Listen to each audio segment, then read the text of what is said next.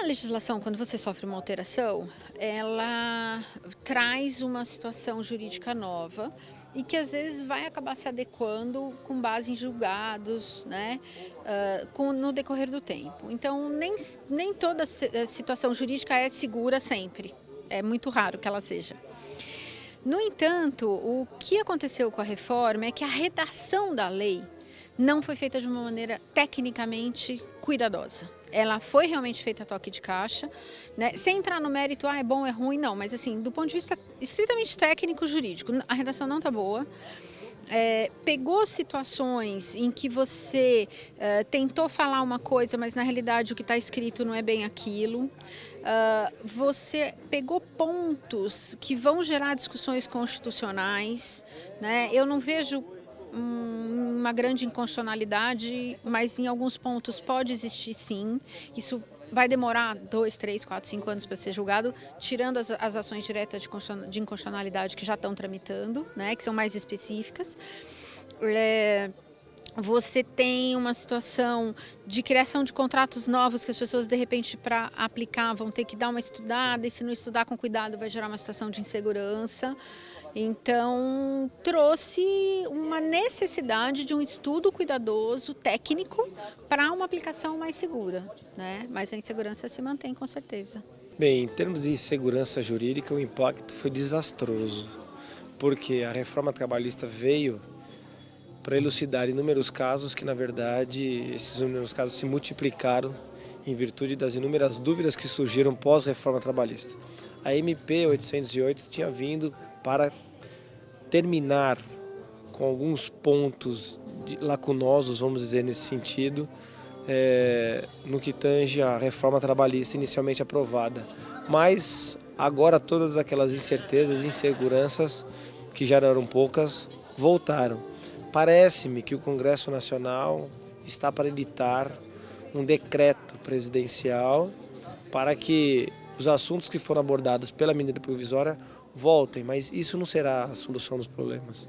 A solução dos problemas mesmo, muito provavelmente, nós só teremos quando ou surgir uma nova legislação a respeito do assunto ou quando o STF se posicionar a respeito de inúmeros pontos inconstitucionais da reforma trabalhista. O próprio TST também já está com uma comissão que está elaborando um estudo da reforma trabalhista para poder orientar os tribunais de base em relação à aplicação, mas ainda nesse atual momento nós só temos incertezas, inseguranças, e é o que eu disse na palestra, no momento nós temos que utilizar-nos do princípio do mal menor. Então não mude, as empresas e os empregados têm que estar atuando da forma que eles atuavam antes da reforma trabalhista, até que todas essas celeumas sejam extirpadas e possamos enfim poder responder questões com o viés, isso é certo ou isso é errado, porque hoje param muitas dúvidas de fato.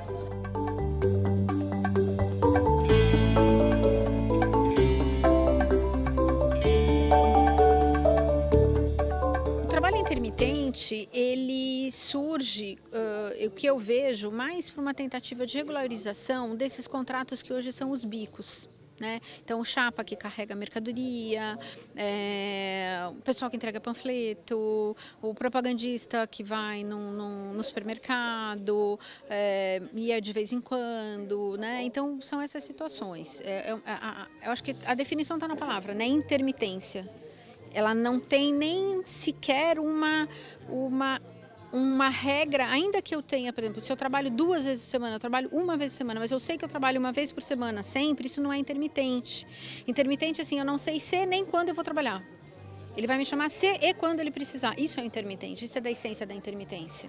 Né? Senão você tem o contrato a tempo parcial, que aí eu vou contratar por uma jornada menor do que as 8 horas por dia, 44 semanais, 220 por mês. Então eu vou contratar para trabalhar 1 vez por semana, vou contratar para trabalhar 3 vezes por semana, 3 horas. Então, por quê? Porque eu sei que eu quero toda segunda, quarta e sexta, durante um tempo X. Aí o prazo vai ser determinado ou indeterminado, dependendo da natureza da atividade naquele contrato, e aí você vai aplicar para isso a própria CLT. Então, o pessoal tem que estudar. A inserção da figura do trabalhador intermitente, a meu ver, é uma inserção inconstitucional, que fere inúmeros direitos dos trabalhadores, inúmeros princípios constitucionais, inclusive o princípio que são tantos princípios que a gente nem consegue lembrar de todos. O princípio da dignidade da pessoa humana, princípio da irredutibilidade salarial, princípio do salário mínimo, enfim, o trabalho intermitente da forma que ele está na reforma trabalhista é inconstitucional. Inclusive, já estamos ingressando com ação direta de inconstitucionalidade pela Confederação Nacional dos Trabalhadores do Comércio para que esse assunto seja discutido também perante o STF.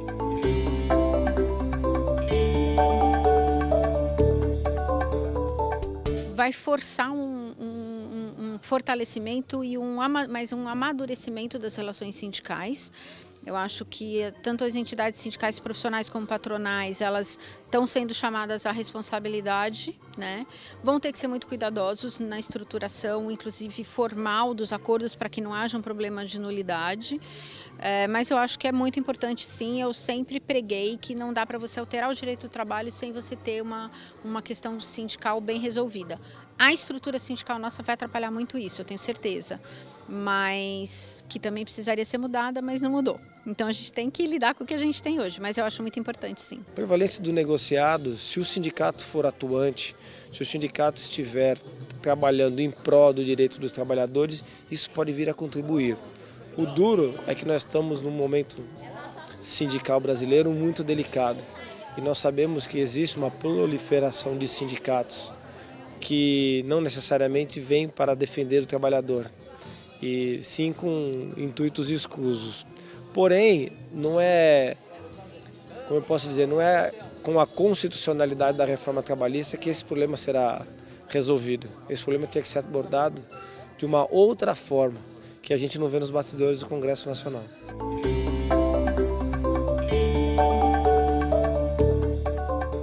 Não, eu não entendo que ela seja inconstitucional, não, porque o artigo 8º ele estabelece a liberdade de associação, né? Você não pode ser obrigado nem a se associar, nem a se filiar a um sindicato, sindicalizar. Você tinha uma mistura entre a obrigatoriedade pré-Constituição de 88 e a liberdade pós-Constituição de 88, isso sempre foi uma coisa muito mal definida. O trabalhador, eu tenho liberdade sindical, mas eu tenho que pagar. Então a gente não tem uma plena liberdade sindical no Brasil. O Brasil não ratificou a Convenção 87, que estabelece a plena liberdade sindical. Você não escolhe quem é que te representa. Isso gera uma crise de representatividade sindical extremamente grande, porque o dirigente sindical ele se acomoda numa situação de que eu te represento, apesar de que você não quer que eu te represente, engula-me. Né?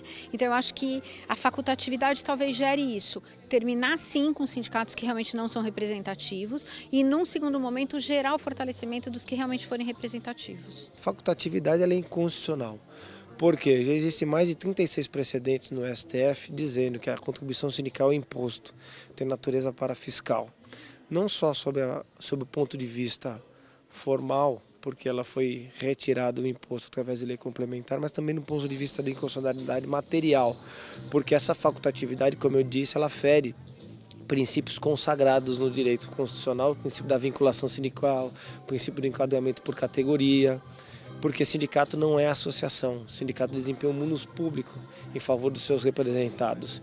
E também por um outro princípio, que é o princípio da renúncia fiscal.